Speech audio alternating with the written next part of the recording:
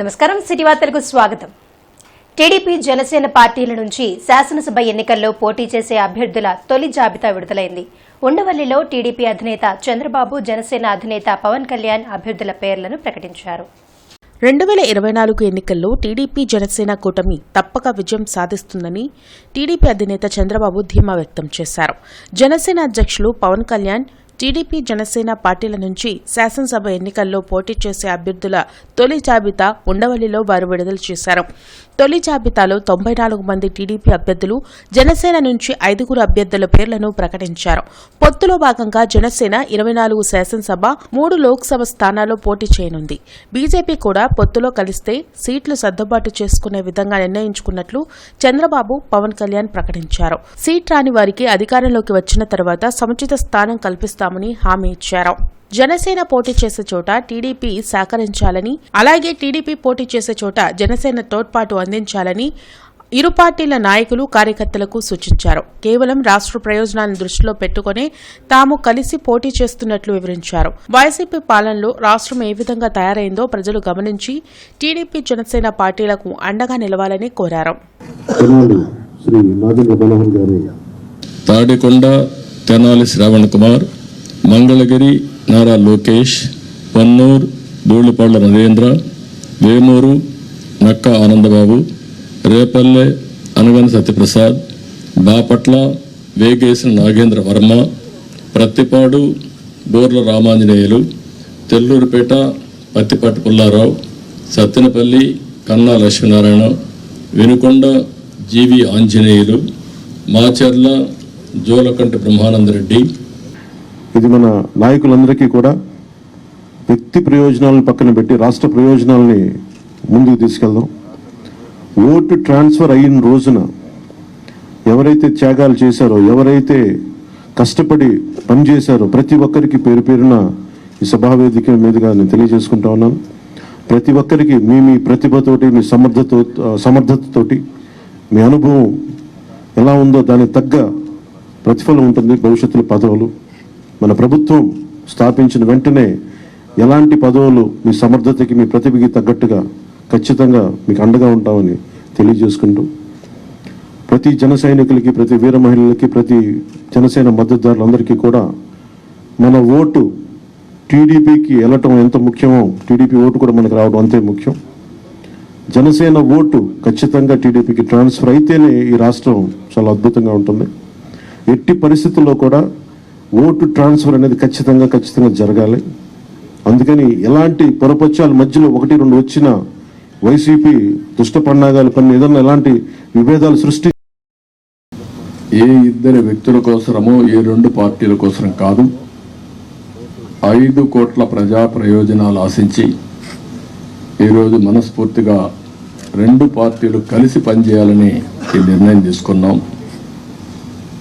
ఈరోజు రాష్ట్రానికి ఇది ఒక హిస్టారికల్ డే, ఒక మంచి ప్రయత్నానికి తొలి అడుగు ఇది. మేమందరం కూడా రాగద్వేషాలకు అతీతంగా 2 పార్టీలు కలిసి మనస్ఫూర్తిగా సహకరించి ఈ రాష్ట్రాన్ని కాపాడే బాధ్యత మేము తీసుకోవాలనే ఉద్దేశంతోనే ఈ ఎక్సర్సైజ్కి ప్రారంభించాం. ఇవన్నీ చూసిన తర్వాత రాష్ట్రాన్ని వైసీపీ బారి నుండి విముక్తి చేయడం కోసం, రాష్ట్ర ప్రజల భవిష్యత్తు కోసం మేము కలిసి పనిచేస్తాం. ఈరోజు మేము చేసిన అభ్యర్థుల్ని, ప్రజలకు జవాబుదారీతనంగా ఉండే అభ్యర్థుల్ని అటు జనసేన, ఇటు తెలుగుదేశం పార్టీ ఇద్దరు కూడా చేశాం. జిల్లా పరిషత్ పరిధిలో అభివృద్ధి కార్యక్రమాల అమలుపై ఎంపీడీఓలతో సమీక్ష సమావేశం జిల్లా పరిషత్ కార్యాలయంలో జరిగింది. జిల్లా పరిషత్ చైర్పర్సన్ హెనీ క్రిస్టినా అధ్యక్షతన జరిగిన సమీక్షా సమావేశంలో జిల్లా పరిషత్ పరిధిలో అమలవుతున్న పలు అభివృద్ధి కార్యక్రమాలపై చర్చించారు. అన్ని మండలాల్లో ప్రోటోకాల్ సమస్యగా మారిందని, ప్రజాప్రతినిధులకు ప్రోటోకాల్ కల్పించాల్సిన అవసరం ఉందన్నారు. ప్రభుత్వ కార్యక్రమంలో ప్రోటోకాల్ తప్పనిసరిగా పాటించాలని ఆదేశించారు. ప్రోటోకాల్ జీవోను తప్పనిసరిగా అమలు చేయాలన్నారు. జిల్లా పరిషత్ ఆస్తుల పరిరక్షణపై ప్రత్యేక దృష్టి పెట్టాలన్నారు. ఎన్నికల విధుల్లో పగడ్బందీగా వ్యవహరించాల్సిన అవసరం ఉందన్నారు. కార్యక్రమంలో సీఈఓ వసంతరాయుడు, ఏవో శ్రీనివాసరావు తదితరులు పాల్గొన్నారు.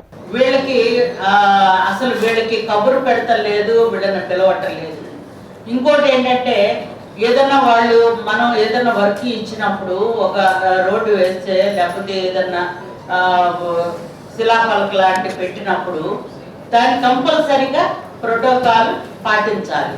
అంటే దాని మీద మరి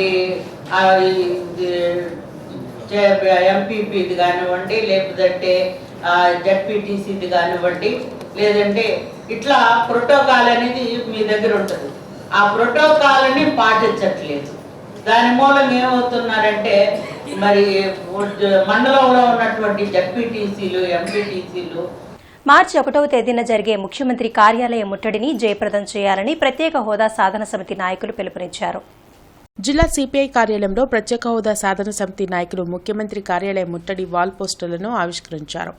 ఏపీ ప్రత్యేక హోదా విభజన హామీలు, ఉత్తరాంధ్ర రాయలసీమ అభివృద్ది సాధన కోసం అన్ని రాజకీయ పార్టీలను కలుపుకొని పోరాటం చేస్తున్నామన్నారు. మోడీ ఇచ్చిన హామీలను అమలు చేయకుండా కల్లబొల్లి మాటలు చెప్తున్నారని ఆరోపించారు. రాష్ట్రానికి హోదా ఇస్తామని, రాజధాని నిధులు ఇస్తామని మోడీ ఏపీ ప్రజల ముఖాన నీరు మట్టి కొట్టారన్నారు. కాంగ్రెస్ లెఫ్ట్ పార్టీలు కలిసి ఇండియా కూటమిగా ఏర్పడి కార్పొరేట్ శక్తులకు వ్యతిరేకంగా పోరాటం చేయాల్సిన అవసరం ఉందన్నారు. ఇండియా కూటమిని గెలిపించడం ద్వారానే ప్రత్యేక హోదా, రాజధాని సాధ్యమవుతుందన్నారు. కార్యక్రమంలో సిపిఐ జిల్లా కార్యదర్శి జంగాల అజయ్ కుమార్, కాంగ్రెస్ వర్కింగ్ ప్రెసిడెంట్ మస్తాన్ వలీ, ప్రత్యేక హోదా సాధన సమితి నాయకులు జిలానీ, వనుకూరి శ్రీనివాస్, సిపిఐ నగర కార్యదర్శి మాల్యాద్రి, రాధాకృష్ణ తదితరులు పాల్గొన్నారు. ఇవాళ 3 పార్టీలు పవన్ గెలిచిన ముఖ్యమంత్రి అయినా, చంద్రబాబు గెలిచిన ముఖ్యమంత్రి అయినా, జగన్ గెలిచిన ముఖ్యమంత్రి అయినా, బీజేపీ, ఆర్ఎస్ఎస్, సంఘ్ పరివార్ శక్తులు ఈ దేశ లౌకికవాదాన్ని, ఈ దేశ ప్రజాస్వామ్యాన్ని, ఈ దేశ రాజ్యాంగాన్ని ధ్వంసం చేసేటటువంటి నరేంద్ర మోడీ అధికారంలోకి వచ్చినట్టే. దేశంలో అన్ని రాష్ట్రాల కంటే బీజేపీ బలంగా ఉన్నటువంటి రాష్ట్రం ఏదన్నా ఉన్నది అంటే అది ఆంధ్రప్రదేశ్. కారణం జగన్మోహన్ రెడ్డి మద్దతు ఇస్తూ ఉన్నాడు ప్రతి సందర్భంలో, చంద్రబాబు నాయుడు ప్రతి సందర్భంలో మద్దతు ఇస్తూ ఉన్నాడు, పవన్ కళ్యాణ్ ఆల్రెడీ ఆయనలో ఉన్నారు. ఇండియా కూటమిని గెలిపించడం ద్వారా మాత్రమే ధైర్యంగా కాంగ్రెస్ పార్టీ చెప్పింది. పవర్లోకి వచ్చిన మరుక్షణం వితిన్ అవర్స్ ప్రత్యేక హోదాని ఆంధ్రప్రదేశ్కి ఇస్తూ తొలి సంతకం పెడతామని కాంగ్రెస్ పార్టీ చెప్పింది. సవతి తల్ల ప్రేమ చూపించేటటువంటి మోడీని నిలయటం కోసం చేతగానటువంటి ఈ అసమర్థులు ఈ రాష్ట్రాన్ని అప్పుల కూపిలోకి తీసుకెళ్లారు. ఇవాళ దాదాపుగా 8.5 నుంచి 10 లక్షల కోట్ల రూపాయల అప్పు ఎవడు తీర్చాలా? ఈ పాలన చేశారు 5 సంవత్సరాలు 10 సంవత్సరాలు. ఈ 10 సంవత్సరాలు చేసిన పాలకులే ఇంటికి వెళ్ళిపోతారు. రేపు పొద్దున ఎవరు తీర్చాలి? ఎక్కడ పెట్టారు 10 లక్షల కోట్లు అంటే సమాధానం చెప్పరు. ఒకడేమో జైలు అంటాడు, ఒకడేమో బెయిల్ అంటాడు. ఈ జైలు బెయిల్తో ఈ రాష్ట్రంలో ఉన్న 5 కోట్ల మంది ప్రజానికానికి ఇబ్బంది పడుతున్నటువంటి నేపథ్యంలో యువకులంతా కూడా కలిసి ప్రత్యేక హోదా, విభజన హామీలు సాధించుకోవడం కోసం ఒక జాయింట్ కమిటీగా ఏర్పాటు చేసి ఈ ప్రభుత్వాన్ని డిమాండ్ చేస్తూ ఉన్నాయి. ఏమాత్రం మీలో చిత్తశుద్ధి ఉంటే రాష్ట్ర పట్ల, రాష్ట్ర ప్రజల పట్ల భవిష్యత్తులో ఒక మంచి రాష్ట్రాన్ని తీసుకొచ్చే దానిలో చిత్తశుద్ధి ఏమాత్రం ఉంటే అఖిల పక్షాన్ని తీసుకురండి. Malabar gold and diamond showroom ఆధ్వర్యంలో స్కాలర్షిప్ పంపిణీ కార్యక్రమం జరిగింది. రింగ్ రోడ్లోని మాజెట్టి రామ్ కళ్యాణ మండపంలో నిర్వహించిన కార్యక్రమంలో ఇంటర్మీడియట్లో ప్రతిభ కనపరిచిన బాలికలకు ఉపకార వేతనాలు అందించారు. టీడీపీ పశ్చిమ నియోజకవర్గ ఇన్ఛార్జ్ కోవెలమూడి నానితో పాటు పలువురు పుర ప్రముఖులు, Malabar gold and diamond showroom ప్రతినిధులు పాల్గొన్నారు. కష్టపడితే ఉన్నత శిఖరాలు అధిరోహించవచ్చని కోవెలమూడి నాని అన్నారు. ముందుకు తీసుకెళ్లే విధంగా, మీరు ఊహించినట్టు జరిగే విధంగా మీరు ఒక ప్రణాళిక చేపట్టుకొని సత్సాంగత్యం ఏర్పరచుకొని సమాజానికి ధార్మిక సేవలు చేసే విధంగా రేపు రానున్న కాలంలో మేము పెద్ద అయిన తర్వాత, మేము సంపాదించిన తర్వాత మరలా మేము కూడా పేద విద్యార్థులు ఉంటారు, సైకిల్ లాంటిది, వాళ్ళకు కూడా మేము కూడా ఎంతో కొంత స్కాలర్షిప్లు ఇవ్వాలి. అట్లాగే మేము చదివి వచ్చిన స్కూల్కి కూడా ఎంతో కొంత సేవ చేయాలి. ఆ స్కూల్లో కూడా మీరు ఉన్నత శిఖరాలకు ఎదిగినప్పుడు ఆ స్కూల్ వాళ్ళే మిమ్మల్ని పిలిచి మన స్టూడెంట్ రా, వీరిని మనం సన్మానం చేసి మంచి వాక్యాలు. ఎస్వీఎన్ కాలనీలోని నారాయణ విద్యా సంస్థ ప్రీ ప్రైమరీ స్టూడెంట్స్ కి స్టూడెంట్ ఎల్ఈడి ప్రోగ్రాం ఘనంగా నిర్వహించడం జరిగింది. సెకండ్ టర్మ్ సిలబస్ పైన పిల్లలు ప్రాజెక్ట్ తయారు చేయడం జరిగింది. తల్లిదండ్రులు తమ పిల్లలు ఎలా చదువుతున్నారో వాళ్ళ తెలివితేటలు, ప్రజ్ఞా పాఠవాలను స్వయంగా చూసి విని తెలుసుకోగలుగుతున్నారు. పిల్లలకు స్కూల్లో ఎన్ని నేర్పిస్తున్నామో, వారిని ఎలా ప్రిపేర్ చేస్తున్నాం, ప్రజ్ఞా పాఠవాలు ఎలా వెలికితీస్తున్నామన్నది ఈ కార్యక్రమం ముఖ్య ఉద్దేశమని తెలిపారు. పిల్లలు తల్లిదండ్రులతో వచ్చి వారి ప్రజ్ఞా పాఠవాలని నిరూపించుకున్నారు. కార్యక్రమానికి రూపకర్త అయిన మారియా పిల్లలను అభినందించారు. ఈ కార్యక్రమాన్ని విజయవంతం చేసిన టీచర్స్ ని, వైస్ ప్రిన్సిపాల్ ని, జోనల్ కోఆర్డినేటర్ షమి అభినందించారు. ఇలాంటి కార్యక్రమాల ద్వారా పిల్లల భవిష్యత్తుకి బాటలు వేస్తూ వారికి మార్గనిర్దేశం చేస్తూ విద్యాసంస్థలను విజయపదంలో నడిపిస్తున్నట్లు ఏజీఎం శివనాగరాజు తెలిపారు. ఈ సందర్భంగా తల్లిదండ్రులను అభినందించి కృతజ్ఞతలు తెలియజేశారు.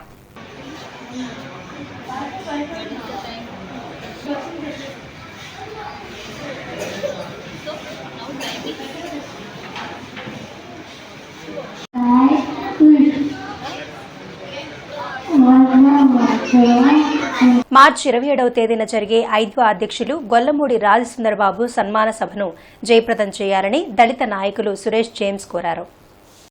అంబేద్కర్ భవన్లో సురేష్ జేమ్స్ మీడియాతో మాట్లాడుతూ గోలమూడి రాజసుందరబాబు దళితుల అభ్యున్నతికి ఎనలేని కృషి చేశారన్నారు. దాడులు జరిగిన సమయంలో దళితుల పక్షాన నిలబడి వారికి న్యాయం జరిగే వరకు పోరాటం చేశారన్నారు. బీఆర్ అంబేద్కర్ 125 అడుగుల విగ్రహ ఏర్పాటు అంశంలో ఎనలేని కృషి చేశారన్నారు. దళితుల అభ్యున్నతి కోసం పనిచేసిన రాజసుందరబాబును ప్రభుత్వం గుర్తించాలని కోరారు. కార్యక్రమంలో డొక్కా జార్జి, వేముల భారతి తదితరులు పాల్గొన్నారు. క్రైస్తవుల యొక్క మంచి వాళ్ళకు జరగాలని ఒక పోరాటంలో యోధుడిగా నిలబడిన రాజసుందరబాబు గారికి మరి పాస్టర్లు కానీ లేకపోతే సంఘ నాయకులు కానీ దళిత క్రైస్తవులు కానీ అందరూ కూడా మన నాయకుని మనం ఎందుకు గౌరవించుకోకూడదు? రాజసుందరబాబు గారికి మన రాష్ట్రంలో అనేక పలు చోట్ల కూడా ఈ విధంగా మంచి సన్మాన కార్యక్రమాలు ఏర్పాటు చేస్తున్నారు. మనము కూడా ఈ గుంటూరు పట్టణంలో ఈ సన్మాన కార్యక్రమాన్ని ఏర్పరచడానికి మరి మనకు ఒక అవకాశం ఈ నెల 27వ తారీఖున ఏర్పాటు జరుగుతుంది. కాబట్టి ఈ కార్యక్రమానికి ప్రజానాయకులు, అలాగనే సంఘ నాయకులు, పాస్టర్లు అనేకులు కూడా రావాలని వారందరూ కూడా ప్రేమతో వారిని ఆహ్వానిస్తున్నాను. మరి రెడ్డిపాలెంలోని శ్రీ లక్ష్మీ తిరుపతమ్మ గోపయ్య స్వామి వార్ల దేవాలయంలో 12వ వార్షిక బ్రహ్మోత్సవాలు వైభవంగా ముగిశాయి. ఈ నెల 22 నుంచి ప్రారంభమైన ఉత్సవాల్లో భక్తులు విశేష పూజలు నిర్వహించారు. శాంతి కళ్యాణంలో పాల్గొన్న దంపతులు సకల శుభాలు కలగాలని వేడుకున్నారు. Shri Lakshmi Tirupatamma spiritual and service society ఆధ్వర్యంలో ఆలయంలో అనునిత్యం ప్రత్యేక కార్యక్రమాలు నిర్వహిస్తున్నట్లు కోనూరు సతీష్ శర్మ తెలిపారు.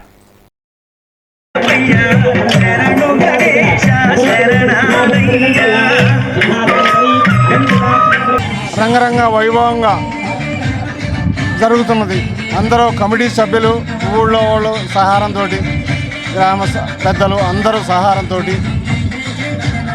ఈ ఉత్సవాలు 12వ వార్షికోత్సవం దిగ్విజయంగా చేయగలుగుతున్నాము. శ్రీ గోపయ్య తిరుపతమ్మ అమ్మవార్ల కళ్యాణము గత 12 సంవత్సరాల నుంచి అత్యంత వైభవంగా జరుపుకోవడం జరుగుతూ ఉంది. అప్పటి నుంచి కూడా ప్రతి సంవత్సరం 10,000 మందికి అన్నదాన కార్యక్రమం చేస్తూ మరి కోలాటాలు, మరి భగవంతుని ఆశీస్సులతోటి మంచిగా గత 12 సంవత్సరాల నుంచి జరుగుతూ ఉంది. సిటీ వార్తల సమాప్తం. నమస్కారం.